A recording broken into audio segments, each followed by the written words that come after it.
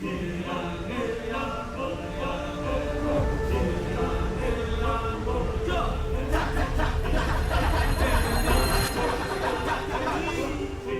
mulia, merupakan suatu kehormatan bagi Indonesia untuk memimpin G20 selama 1 tahun terakhir ini.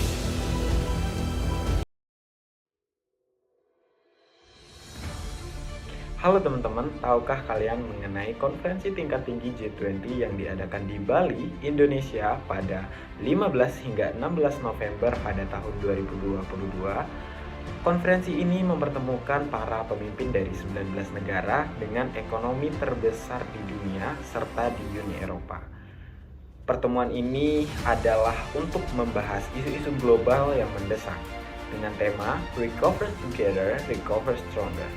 Konferensi tingkat tinggi ini fokus pada upaya pemulihan ekonomi pasca pandemi COVID-19, perubahan iklim, transformasi digital, dan juga keamanan energi. Pemulihan ekonomi menjadi prioritas dengan pembahasan tentang bagaimana memperkuat pertumbuhan yang inklusif dan juga berkelanjutan. Perubahan iklim dibahas melalui komitmen terhadap transisi energi bersih dan juga pengurangan emisi karbon. Selain itu, transformasi digital dibahas sebagai kunci untuk mendorong inovasi serta kesetaraan akses terhadap teknologi. Di tengah diskusi, ketegangan geopolitik, terutama terkait perang Rusia dan Ukraina, menjadi perhatian utama dalam konferensi tersebut, mengingat dampaknya terhadap stabilitas ekonomi dan juga pasokan energi global. Konferensi tingkat tinggi ini berupaya untuk membangun kerjasama global untuk menghadapi tantangan dan juga menciptakan pemulihan ekonomi yang tangguh.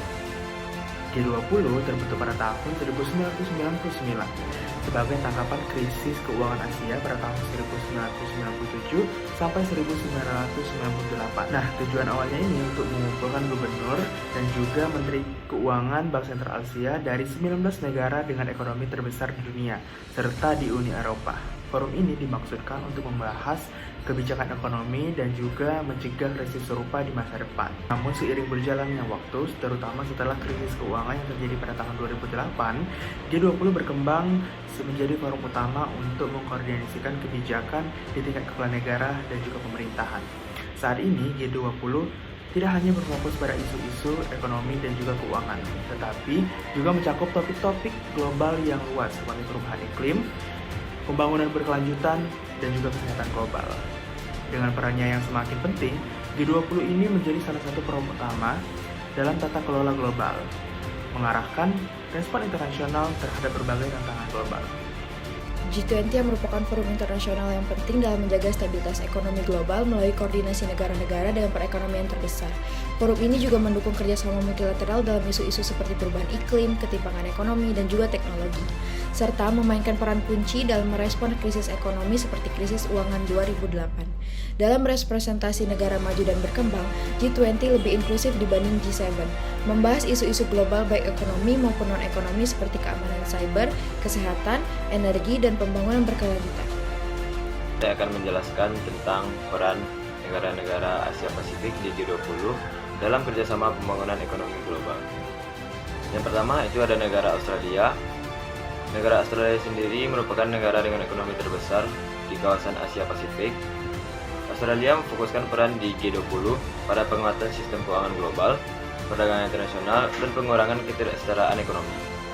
Australia juga berperan penting dalam mendorong keberlanjutan lingkungan, pengurangan emisi karbon, dan investasi infrastruktur untuk mendukung pertumbuhan ekonomi global. Yang kedua ada negara Cina. Negara Cina merupakan salah satu negara dengan ekonomi terbesar di Asia dan berperan sebagai salah satu pilar utama di G20. Cina mendorong inisiatif global untuk pertumbuhan ekonomi inklusif dan berkelanjutan. Inisiatif Belt and Road adalah salah satu cara Cina memanfaatkan posisinya di G20 untuk meningkatkan investasi infrastruktur global dan memperkuat perdagangan antara negara-negara berkembang.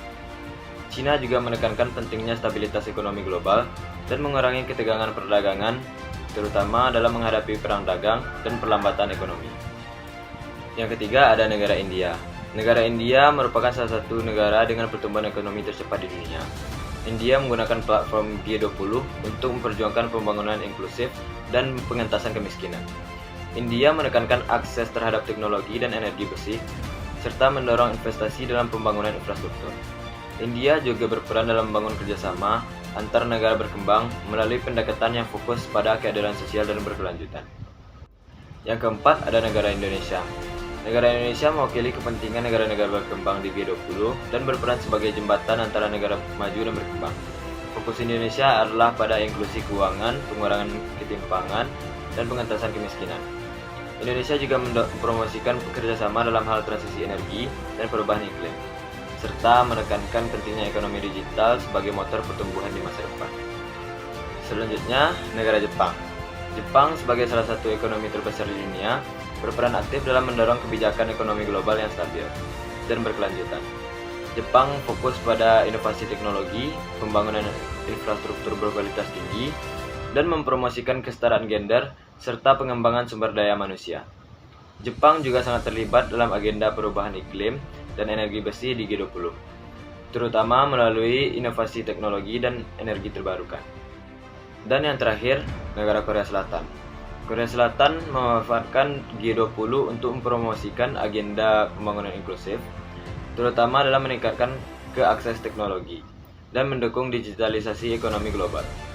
Korea Selatan juga memainkan peran penting dalam membahas keamanan energi dan mengatasi tantangan perubahan iklim, serta memperkuat hubungan perdagangan internasional melalui inovasi teknologi dan pengembangan industri yang ramah lingkungan.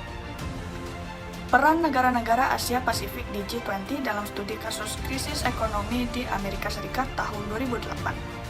Terjadinya krisis ekonomi di Amerika Serikat disebabkan karena tidak adanya regulasi yang mengatur mengenai pasar saham, sehingga pasar modal Amerika Serikat menjadi sangat bebas dan mengakibatkan adanya gelombang krisis gagal bayar di Amerika Serikat.